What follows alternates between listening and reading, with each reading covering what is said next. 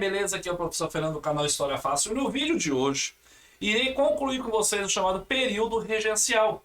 Iremos falar sobre as revoltas regiais de maneira fácil e tranquila, para você não sofrer. Mas antes, dá o seu like, compartilhe, inscreva-se aqui no canal e segue as nossas redes sociais. Belezinha? Vamos para o vídeo então? Fui, eu quero ir! Galerinha, falando de período regencial, revoltas regenciais. Vamos revisar um pouquinho algumas coisas? Primeiramente, essas revoltas ocorrem devido à ideia de centralização de poder? Não, devido à descentralização de poder. Ou seja, eu tinha um poder na figura do imperador, mas logo no período da regência, eu crio o Ato Adicional de 1884, onde eu aumento o poder das províncias, cria a Guarda Nacional, onde vai possibilitar o aumento de autoridade dos grandes poderosos da região, onde vai fazer com que o povo se rebele contra a situação em que vive. Dentro dessas revoltas, sabemos que teremos revoltas de caráter popular e teremos revoltas de caráter elitista. Entre essas revoltas, podemos citar então nada mais nada menos que a chamada Revolta dos Malês. Revolta essa que ocorreu em 1835, que ocorreu na cidade de Salvador e envolveu negros islamizados, que desejavam o fim da escravidão, o confisco dos bens de brancos e mulatos, repressão aos católicos e a proclamação de uma república islâmica. Essa revolta dos malês contra essa autoridade, essa imposição de uma região católica sobre os islamizados, durou poucos dias e foi reprimida pelas forças políticas. Pessoal, então a revolta dos malês foi uma revolta contra a imposição da religião sobre os negros islamizados? Sim. Só que, como eram pessoas que não tinham ajuda econômica e nem poder, acabaram o quê? Seu movimento sendo reprimido. Mas, professor, esse movimento não é tão lembrado, a revolta dos malês. É claro, porque a historiografia tradicional, um bom tempo da sua história, não vai fazer memória de revoltas de caráter popular. Eu vou ter que fazer memórias de caráter elitista. Ok?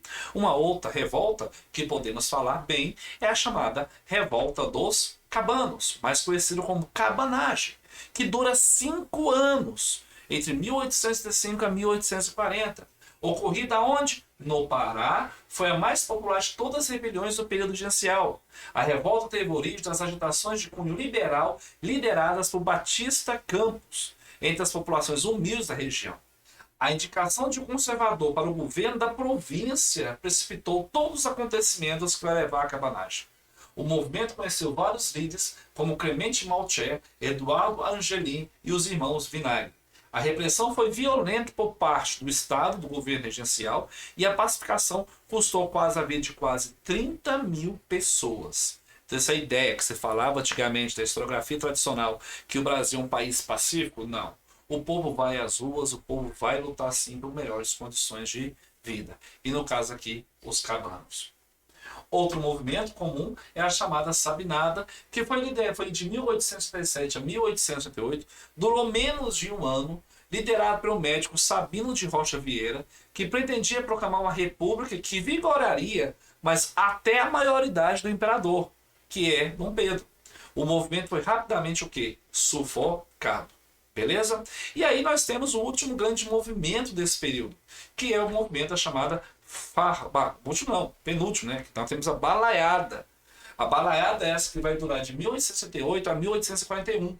Na origem desse conflito estava uma luta entre os facção liberal e radical, denominava os bentivis, e grupos conservadores que eram chamados quem? Os elitistas, chamados de cabanos.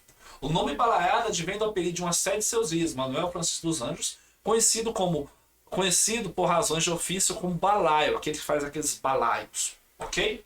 Iniciado o movimento, os rebeldes dominaram rapidamente toda a faixa oriental da província, e além do balaio, outros líderes surgiram como Vaqueiro Raimundo Gomes e Preto Cosme, que chegaram a ter seu comando mais dos 2.000 homens. O movimento só foi contido pelas tropas do governo sob a liderança de Luiz Alves Lima e Silva, o que você vai ficar sabendo e conhecer como Duque de Caxias, no início do segundo reinado. Olha só como vai durar essa revolta também de caráter popular. Agora sim, a última grande revolta, meus queridos, que é a chamada Farroupilha ou Revolução Farroupilha, que vai durar 10 anos, de 1835 a 1845. As principais razões desse movimento ocorreu no sul do Brasil e foi a mais longa de todas as revoltas regenciais. Foram inconformistas elites rio-grandenses com a centralização político-administrativa no Rio de Janeiro e a incompatibilidade entre a economia nacional voltada para o mercado externo e a economia do Rio Grande baseada na criação de gado e na produção de charque voltada para o mercado interno. Só que aí o governo vai dar mais valor, mais apreço ao valor do charque estrangeiro. Ou seja, a adoção por parte do governo central de uma política de baixos impostos para a entrada de charque uruguaio e do argentino em altas taxas de importação do sal prejudicava duplamente os fazendeiros, o quê? Gaúchos. E a partir do momento que mexe no bolso desses fazendeiros, desses grandes proprietários de terra, eles começam a se rebelar contra o governo regencial. O conflito iniciado em 1865 teve as lideranças de Bento Gonçalves, Davi Carabalho, Giuseppe Garibaldi e os rebeldes proclamaram a República de Piratini e Juliana, tornando real o grande temor das elites cafeeiras, a desagregação territorial, no caso no sul do país. Em 1842, Luiz Alves de Lima e Silva foi indicado para pacificar o conflito. Após várias vitórias, Poncho Verde, Piratini e Cangaço, o governo conseguiu restabelecer um diálogo com os revoltosos e propôs um acordo.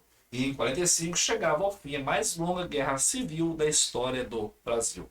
Diante de todo esse quadro, de todo esse cenário, começa a ocorrer o que nós chamamos de regresso conservador, onde essa incrível onda de conflitos provinciais assustou os grandes proprietários de terra, o medo de fragmentação territorial levou então a grande, e é claro, ou seja, levou então em risco aos interesses dessa elite, principalmente eles que são grandes proprietários e donos de escravos. Esse conflito, esses interesses, leva então em consideração que a consciência ficou clara, por exemplo, na opinião de um importante líder político da época, Bernardo Pereira Vasconcelos. Ele diz o seguinte: fui liberal, então a liberdade era nova no país. Estava nas aspirações de todos, mas não nas leis. O poder era tudo, fui liberal. Hoje, porém, é diverso o aspecto da sociedade.